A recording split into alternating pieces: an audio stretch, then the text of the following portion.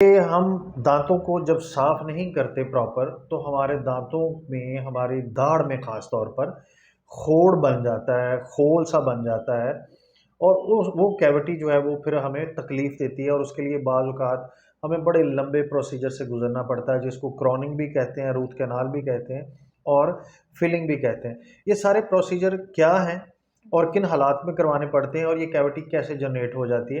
इस हवाले से डॉक्टर अमारा इस्माइल से हम बात करेंगे और मैं रिक्वेस्ट करूँगा कि इस चीज़ को गौर से सुनिए, ये आपके दाँतों के इस मसले को कम करने में बहुत मदद देगी। जी, डॉक्टर साहब। हाँ जी। ऐसे कि जो दाँतों में कैविटी है, आम ज़ुबान में उसे कीड़ा लगना कहते हैं, वो ऐसी है कि हमारी प्रॉपर ब्रशिंग नहीं होती, जो जी, सबसे मेन रीज़न है, ठीक है? दाँतों के ऊपर जो है खाना जमा रहा, जी, तेज़ाबियत हुई और वहाँ से हमारा दाँत भुरना शुरू हो गया जी। और इवेंचुअली वो बढ़ता गया, ठीक ठीक है? हो गया। अगर तो पेशेंट को वो दर्द नहीं कर रहा, ठंडा-गरम नहीं लग रहा, उस चीज़ की ज़्यादातर हम परवाह ही नहीं करते, जी, ठीक है? ज़्यादा हम डेंटल सर्जन को कंसल्ट तभी करते हैं, जब दाँत में हमारे दर्द हो, जी, ठंडा-गरम लगे या हमसे चबाया नहीं जा रहा। जी, जी। ठीक है? तो ऐसी सूरतें में ऐसा होता है कि अभी अगर दाँत में थोड़ा बहुत मसला हुआ है, हुँ, ठीक है? ब ज़रूरी नहीं है कि अगर आपके दाँत में कैविटी हो गई है तो आपको फ़ौरन से दर्द शुरू कर दे, हुँ, ठीक है? हुँ, दाँत में अगर आपको कैविटी हो गई है तो उसको बर वक़्त फ़िल करवा लें, बजाए इसके कि आप इंतज़ार करें कि अब ये मसला बढ़े हुँ, और फिर हम डॉक्टर से रुजू करें। अभी तो ये बहुत छोटा-सा है,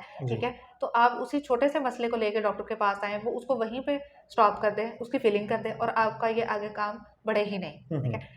तो ऐसे होता है कि अगर तो दाँत में थोड़ा बहुत कीड़ा लगा है, ठीक है? और उसमें बहुत ज़्यादा मसला नहीं हो रहा, अभी बहुत दर्द नहीं है, बहुत ठंडा-गरम नहीं लग रहा, ठीक है? खाना खाया जा रहा है, उस सूरत-ए-हाल में हम दाँत को फ़िल कर देते हैं। फ़िलिंग की बहुत सारी टाइप्स होती हैं, वो मसले के मुताबिक या जगह के मुताबिक वो दाँत का कौन-सा हिस्सा है, उसको फ़िल कर दिया जाता है, ठीक ज़बरदस्त, है? जी। लेकिन अगर दाँत में दर्द शुरू हो गया है हुँ, हुँ, और हुँ, उसमें ठंडा-गरम लग रहा है हुँ, या उसमें पस पड़ गई है, हुँ, ठीक है? हुँ, इन सूरतों में फिर हम दाँत को इवैल्यूएट करते हैं कि क्या उसको ठीक करना चाहिए या अगर वो बहुत ख़राब हो गया, उसको निकाल देना चाहिए। निकाल देना अगर चाहिए। आपने उसको ठीक कराना है, उसकी जड़ों तक फिर हम उसका इलाज करते हैं, जिसे आम ज़ुबान में डेड करना और टेक्निकल ज़ुबान में रूट कैनाल ट्रीटमेंट कहते हैं।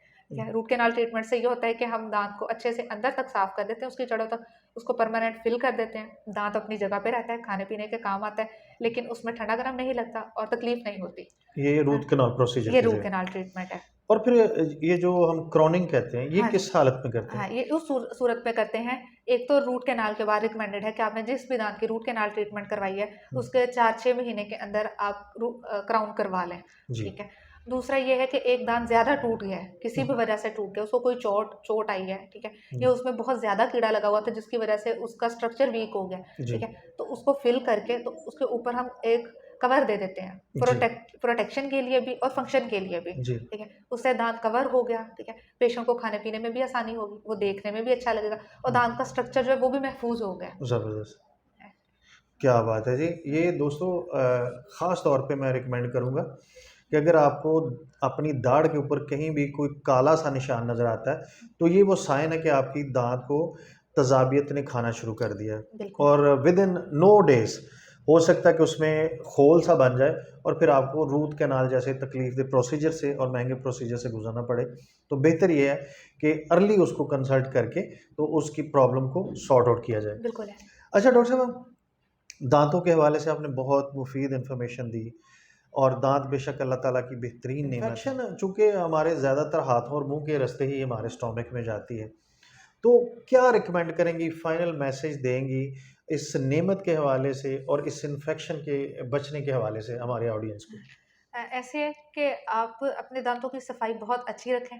आपको मामूली सा भी कोई मसला हो, तो हुँ, उसके लिए डेंटल सर्जन से कंसल्ट करें, बजाए इसके कि आप इंतज़ार करें कि अभी तो मुझे ये कुछ कह नहीं रहा, तो मैं कुछ टाइम और गुज़ार लूँ, ठीक हुँ, है? डेंटिस्ट्री का इलाज महँगा है, लेकिन ये एक ऐसी नेमत है जिसका मुतबादल कुदरती तौर पर नहीं है। हुँ, आपका दाँत निकल गया, तो वो गया।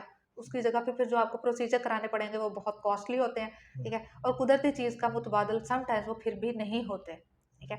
एक तो ये बात। दूसरा ये कि जब भी आप इलाज करवाएँ, मेक श्योर करें कि आप किसी क्वालिफाइड डेंटल सर्जन से करवाएँ, ठीक है? अपने इलाके के नीम हकीम या इस किस्म के लोगों को अवॉइड करें, जिनके औज़ार भी साफ़ नहीं होते, क्योंकि ये वो लोग हैं, जिन्होंने अपने पास प्रॉपर मशीनरी भी नहीं रखी होती हुँ, और उसकी वजह से उनके औज़ार गंदे होते हैं। एक पेशेंट के वो दूसरे पे भी इस्तेमाल कर लेते हैं। तो बहुत सारे इन्फेक्शन, हेपेटाइटिस या कह लें और भी बहुत सारे इन्फेक्शन को फैलाने का वो ज़रिया है। आप एक क्वालिफाइड वेल एस्टेब्लिश्ड डेंटिस्ट के पास जाएँगे तो एटलीस्ट उनके पास ये सारी सहूलतें होती हैं, उनके औज़ार साफ़ होते हैं, हर मरीज़ के लिए उनके पास नए औज़ार मौजूद होते हैं, जिसकी वजह से इन्फेक्शन फैलने का रिस्क जो होता है, वो बहुत कम हो जाता है। ज़बरदस्त। ये फाइनल वो मैसेज था जिसको ज़हन में रखते हुए हुँ, आप अपनी इस नेमत की हिफ़ाज़त यकीनी बना सकते हैं हुँ, और मैं उम्मीद करता हूँ कि आप इन तमाम प्रिकॉशंस को सीरियस लेंगे। डॉक्टर साहब आपका बहुत शुक्रिया बात करने के मोस्ट लिए वेलकम। और आप दोस्तों का सुनने का बहुत शुक्रिया। Thank you very much.